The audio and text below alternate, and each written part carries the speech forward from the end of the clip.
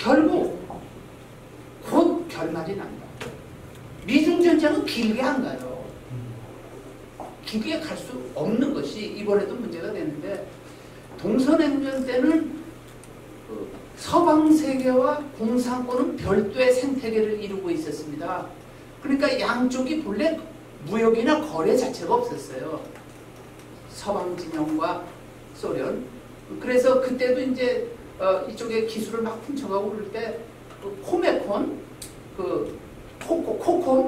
코콤 규제라든가 동서냉전 이후에는 그래서 불량 국가들에 대해서 바세나르 협정 체제라든가 이런 것으로 전략물자 관리를 하는데, 지금 중국은 아주 변형적인 79년 이래 세계 시장의 자본주의 시장 경제 일부를 빌리는 바람에 전부 엮여버렸다고요. 중국은 독자적 생태계가 없어요. 식량, 에너지, 시장 모든 것에서 독자적 생태계가 없기 때문에 중국의 손을 보기 위해서는 중국과 엮여있는 선진국들이 지금과 중국과 엮여있는 부분을 풀어내면서 그냥 끊기만 하면 중국은 자동적으로 죽는 거예요. 왜? 독자적인 생태계 자체가 없으니까. 식량부터 에너지부터 모든 것이 없기 때문에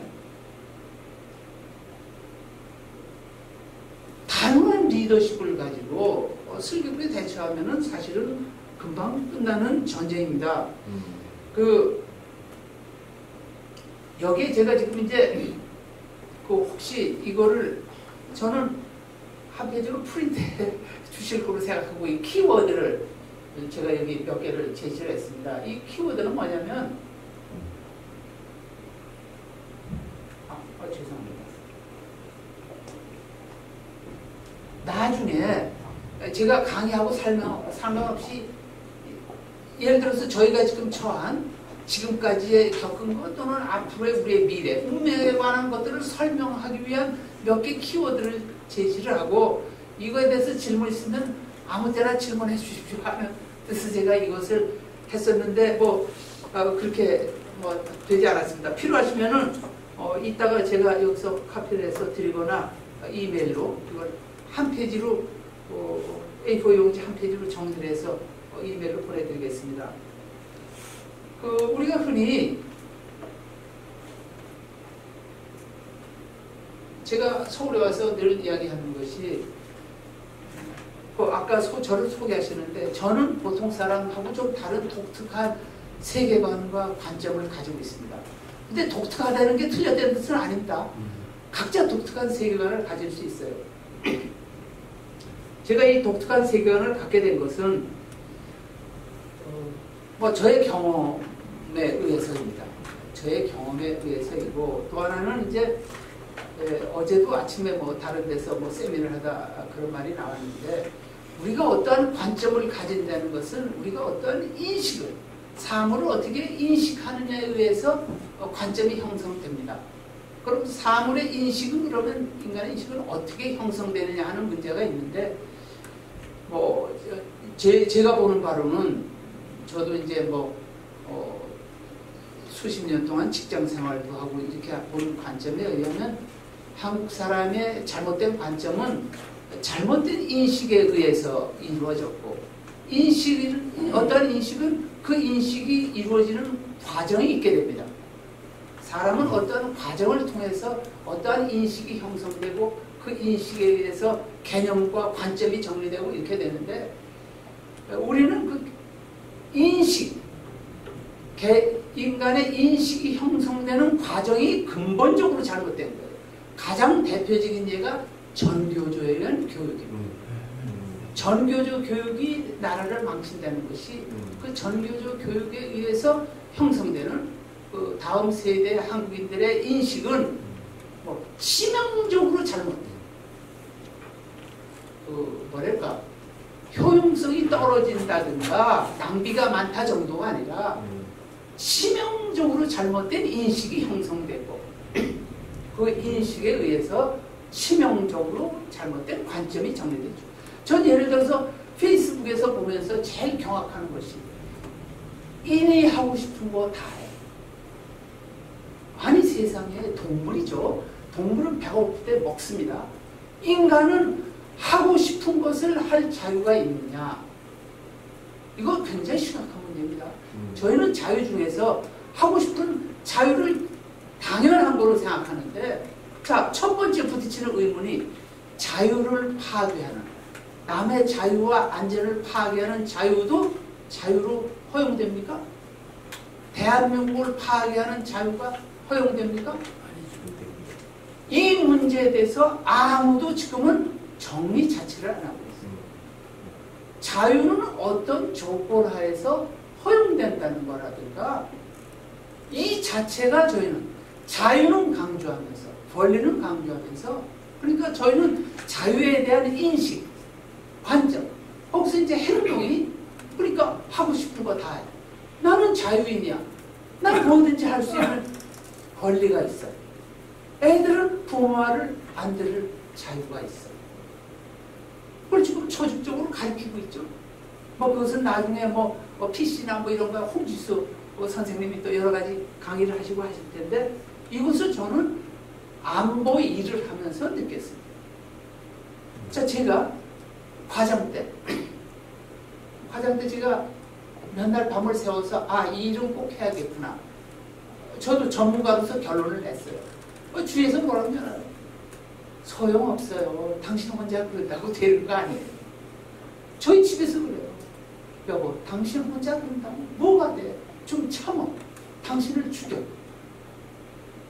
제가 일선에 나갔습니다. 대사관에 참사가 났는데, 아니 홍참사가 당신은 왜 웃겨? 당신이 걱정하는 일이 다 되게 돼 있어. 한국은 무책임 방종의 자유가 된 나라예요. 이게 이제 국가적으로 그 궤도로 가는 것이 제6공화국입니다. 6공화국의 문제는 다시 말씀드리겠지만, 근데 제가 그때 끝내 저항합니다. 아니야, 너희들 하기 싫으면 방해만 하지 마. 신경을 꺼. 내가 하는 게 너한테 직접 영향이 없으니까, 네 마음에 안 들면 이건 내 일이니까 내가 결정하니까 간섭하지 마. 혼자서 하죠? 됩니다. 간섭만 안 해주면 사실은 그 중요한 국가기관에서 대개 과장이 되면요, 대한민국 정책 결정의 한 80% 정도를 과장이 결정합니다. 이게 정말입니다. 80%. 과장 위에서 이걸 과장이 결정한 것을 전문가로서 과장 위에서 대통령까지 이걸 체크할 사람이 없어요. 그러니까 정무적 판단 부분이나 일부 그런 것만 유보가 되는 것이고 하는 것이지, 제가 밤을 새워서 뇌를 고문을 해서 이걸 만들잖아요. 이제 데이터를 과학적으로 해서 만들면 국장은 저보다 너무 바빠요.